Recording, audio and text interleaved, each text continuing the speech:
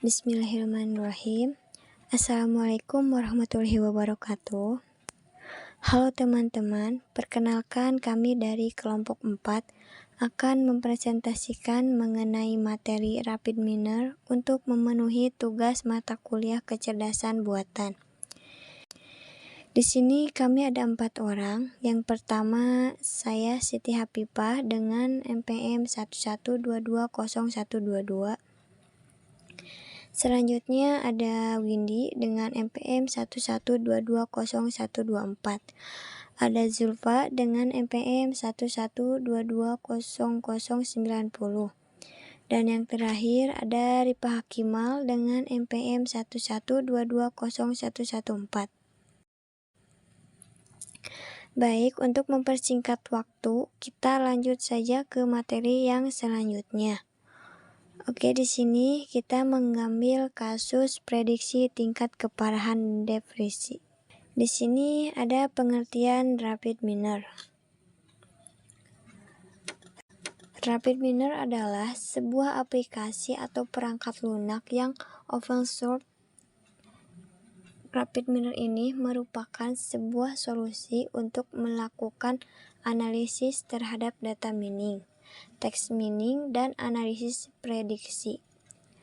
Rapid Minor menggunakan berbagai teknik deskriptif dan prediksi dalam memberikan wawasan kepada pengguna, sehingga dapat membuat keputusan yang paling baik. Untuk pengunduhan aplikasinya bisa masuk pada link di bawah ini yang telah dicantumkan. Untuk materi selanjutnya akan dilanjutkan oleh rekan saya. Di poin selanjutnya ada perspektif dan view. Terdapat STAR, Reset, Learn. STAR adalah untuk menunjukkan bagian-bagian aksi yang akan user gunakan untuk prosesnya. Reset berfungsi untuk menampilkan proses-proses yang sudah dilakukan sebelumnya.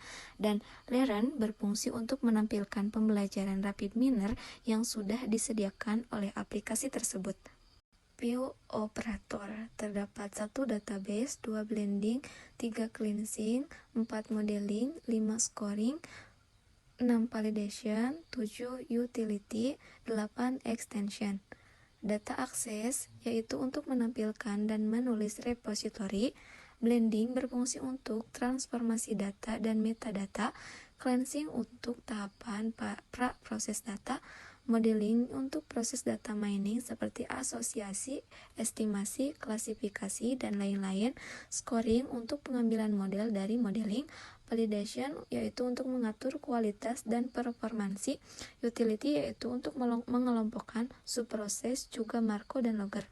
Extension yaitu untuk format import dan ekspor dari berbagai data berformat eksternal.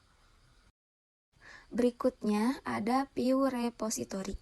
Terdapat import data, training resource case, samples, local repository, temporary repository. Yang pertama, import data digunakan untuk mengimpor dataset dari perangkat komputer yang berformat Excel dan CSV.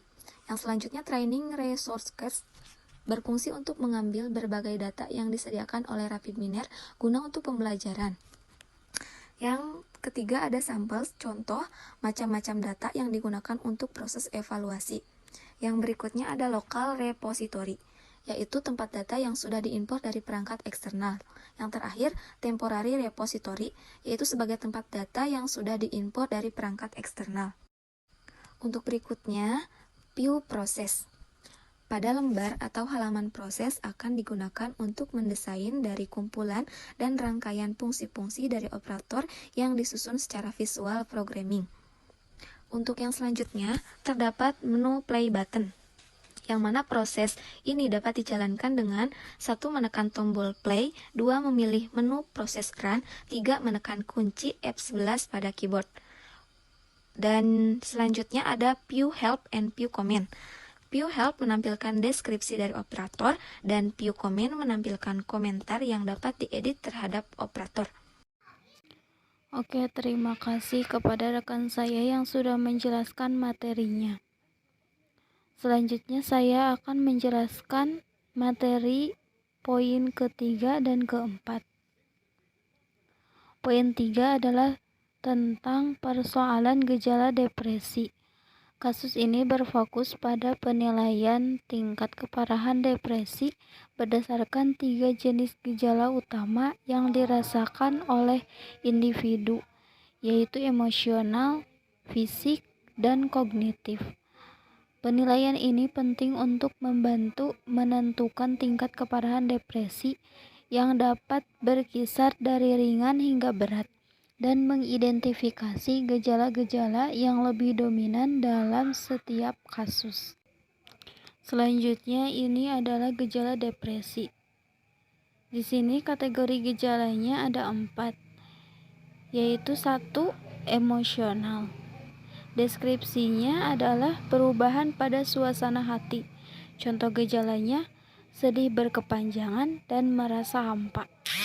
Yang kedua, gejala fisik. Deskripsinya adalah dampak pada kondisi tubuh. Contoh gejalanya kehilangan energi, insomnia, nafsu makan menurun atau meningkat. Yang ketiga, kognitif. Deskripsinya adalah gangguan pada cara berpikir. Contoh gejalanya sulit berkonsentrasi dan berpikir negatif.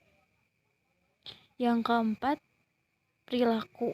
Deskripsinya adalah perubahan pada pola aktivitas. Contoh gejalanya menarik diri dari aktivitas sosial dan tidak merawat diri. Selanjutnya ada grade assessment. Bisa kita lihat di sini tingkat keparahan dari berat hingga ringan.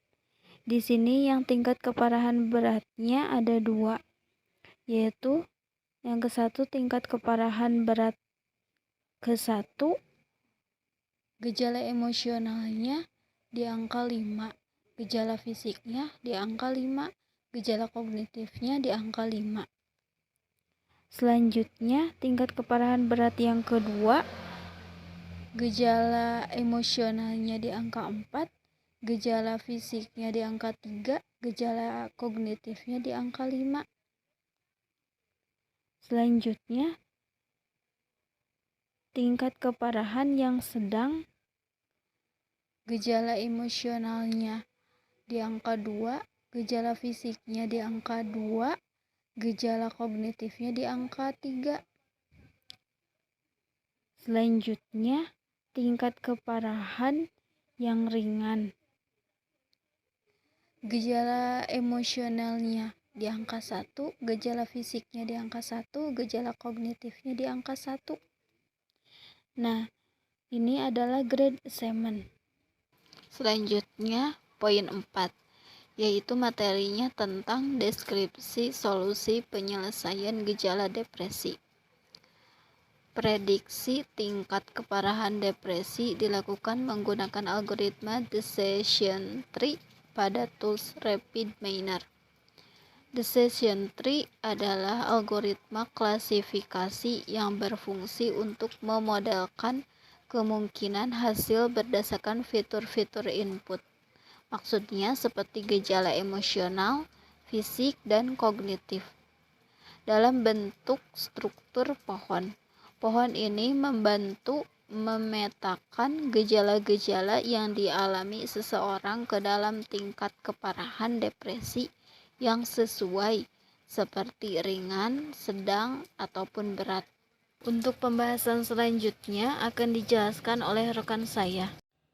Baik, di sini saya akan mendemokan prediksi tingkat keparahan depresi dilakukan menggunakan algoritma decision tree pada tools RapidMiner.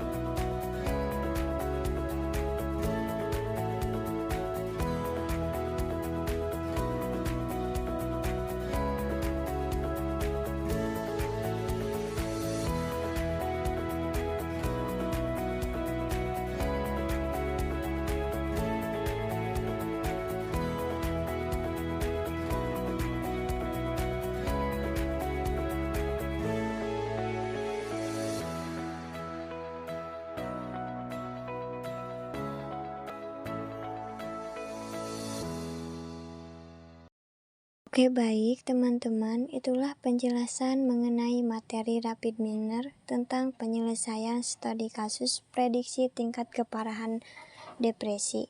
Terima kasih. Wassalamualaikum warahmatullahi wabarakatuh.